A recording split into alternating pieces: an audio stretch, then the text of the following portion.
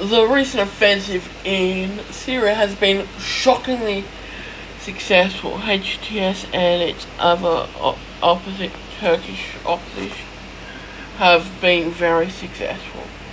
Shockingly successful. Of course, before the invasion happened, this is months ago, but I've been making a map on Google Earth of all the trench positions, and there's actually quite a lot of defensive work from both Syrian government and the HTS. But when I was doing this, I noticed that as I got into hillier areas, it was harder to map the front line because there was hills and stuff in the way. So, yeah, eventually I got bored and tired. Bored of it and stopped doing it. But also, I had begun doing that just before Russia invaded, like when the tensions were high, but the invasion hadn't started yet. In Ukraine when I did that.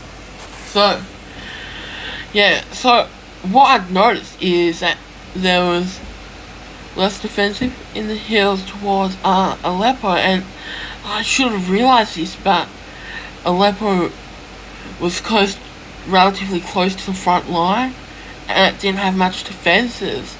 So really, the Second Battle of Aleppo starting shouldn't have been a surprise to me, but I just presumed the rebels had been on the back foot there on the defensive, and like an offensive would obviously fail as the Syrian government would launch a counter-offensive and it wouldn't do much. So I don't understand why they did the offensive, but they've done it. It's been successful, and now,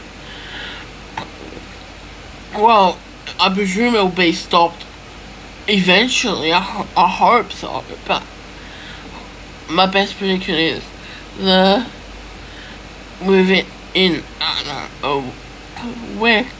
the Syrian government should hopefully start pushing them back. That's what I hope. But yeah, so if I got caught off by surprise, I don't get how the Syrian government must have been caught out by surprise when in hindsight it was pretty obvious. Of course, I presume there wasn't. So, the point of this is what I'm saying is that defensive works are everything in war. If you can build a defensive work, you should build a defensive work. And even if the defensive work only delays the attack by a few hours, that's a few hours for more reinforcements to come, and that means the offensive, the crucial start of the invasion, which is most important in war. Looking at wars, what I've noticed is when it starts, there'll be a big push, but as the defending force gets organized and the offensive run out of its team, and the defenders will have a defensive line. So the start of an invasion is the most crucial part of an invasion. So every hour delayed is kilometers saved. So defensive works are everything. If you can build defensive works, build defensive works. But presumably because of the rocky terrain, building defensive works were harder, so not many was built.